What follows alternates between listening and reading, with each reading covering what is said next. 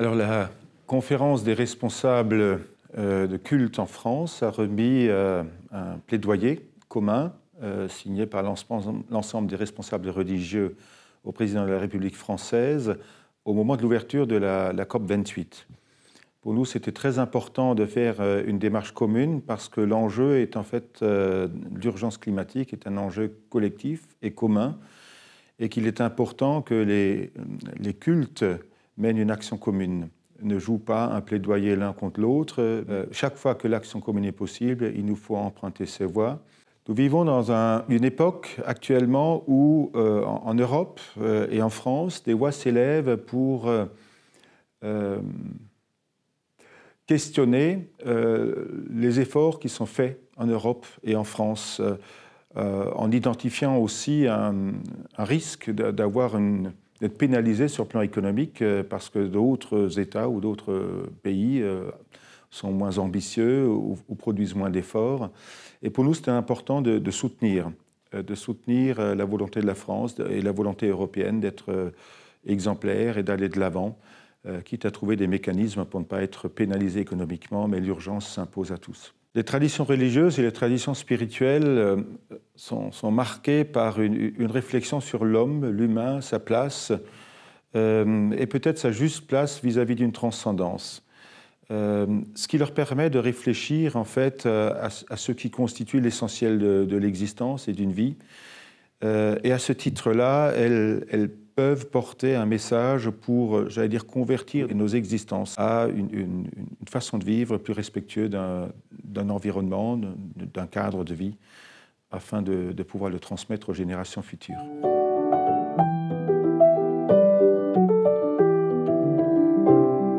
Alors, il y a de grands débats théologiques sur l'interprétation de cette responsabilité humaine au cœur de la création.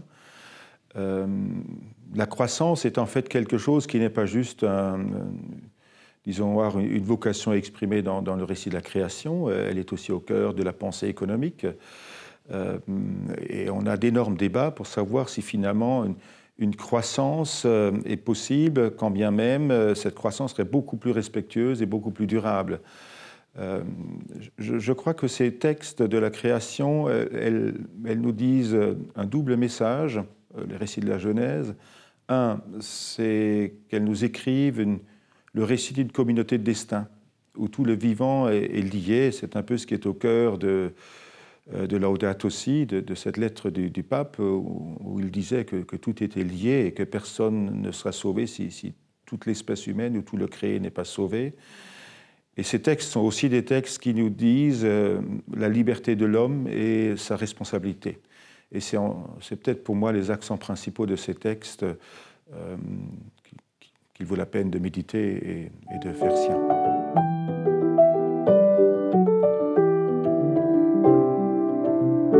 Quel est le lien entre le protestantisme et le capitalisme? En fait, Max Weber, sa thèse disait que il y a une éthique protestante qui a favorisé des mécanismes qui sont de type capitalistique. On va le dire comme ça. Donc, je ne dirais pas que le capitalisme est protestant, pour reprendre votre expression. Je rencontre beaucoup de responsables économiques et des responsables d'entreprises et des dirigeants qui sont très conscients de l'enjeu écologique et qui sont exemplaires dans leur action. Je ne crois pas que capitalisme et écologie soient antinomiques. Il y a des types de militance. Il y a des militances, j'allais dire, de terrain, et il y a des différences convictionnelles.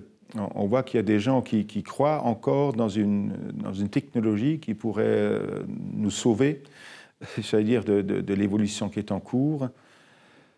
C'est très compliqué de juger les uns et les autres. Je crois que nous devons peut-être renouer et continuer à cultiver les espaces de débat afin d'avancer ensemble dans le défi qui est le nôtre. Ce qui est vrai et ce qui s'impose à nous depuis maintenant 2 années, c'est que nous ne cessons de battre des records de température et de catastrophes naturelles les unes après les autres.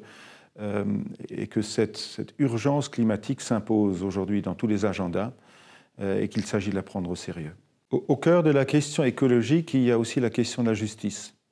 La justice, puisque les populations les plus exposées au changement climatique sont les populations souvent les plus vulnérables et qui ont le moins contribué à l'évolution des températures. Et donc au cœur de la question écologique, il y a cette question de justice. C'est pour ça que finalement notre commission au niveau de la fédération qui travaille sur ce sujet s'appelle Écologie et justice climatique. Et c'est à ce titre, c'est une des raisons pour lesquelles nous avons choisi ce verset. Mais ce verset, quand il parle de droit et de justice, est plus large encore.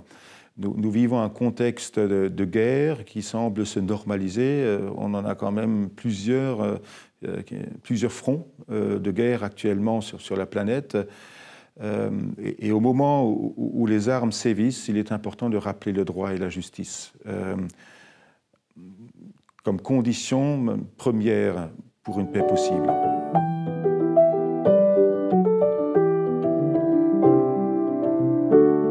Alors pour 2023, effectivement, la Fédération protestante de France a choisi un verset du prophète Amos, un verset dans un texte qui est en fait une critique prophétique contre une religion ou une spiritualité désincarnée. Faites jaillir le droit comme une source et laissez couler la justice comme un torrent intarissable.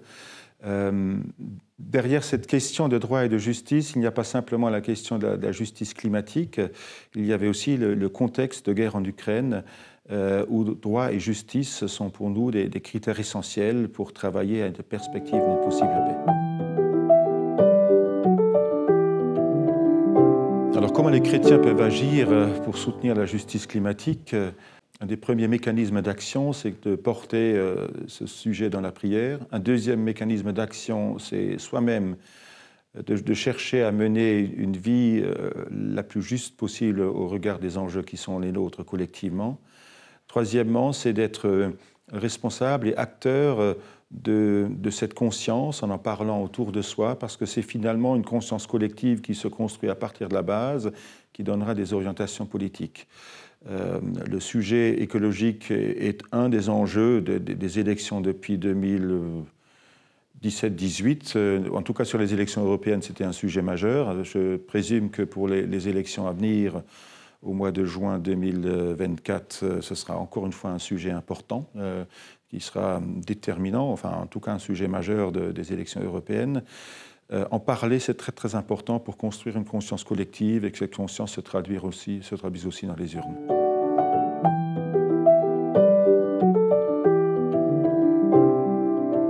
Souvent on s'interroge sur le poids des religions quand elles portent un plaidoyer, quand elles font une déclaration.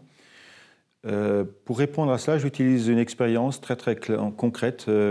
En 2018, j'ai remis à la vice-présidente de la Commission européenne un plaidoyer sur la migration et elle me répondait que c'était un embarras politique pour elle, le texte que je remettais, et elle me disait en même temps « mais vous êtes dans votre rôle ». Et finalement, j'ai compris que de toute façon, toutes les pressions s'exercent sur les politiques, y compris la pression populaire, et que l'Église était dans son rôle et que se joue une forme d'équilibre des pressions. Et si nous rations l'occasion de parler, eh bien, il manquerait une voix dans le concert dans lequel il faut discerner finalement la juste voix. Ce qu'il faut dire, c'est qu'on voit bien que cette COP28, actuellement, elle bute sur la mention de la sortie des énergies fossiles. Or, c'est précisément ce point-là que nous avions mis en exergue dans notre plaidoyer cette année, en encourageant le président à porter cela. Donc, les points qu'on mentionne sont des points, je crois, importants. Il faut continuer à produire l'effort. Alors, nous ne sommes pas au cœur de la question religieuse, mais c'est important que les religions prennent leur place au cœur des débats de société.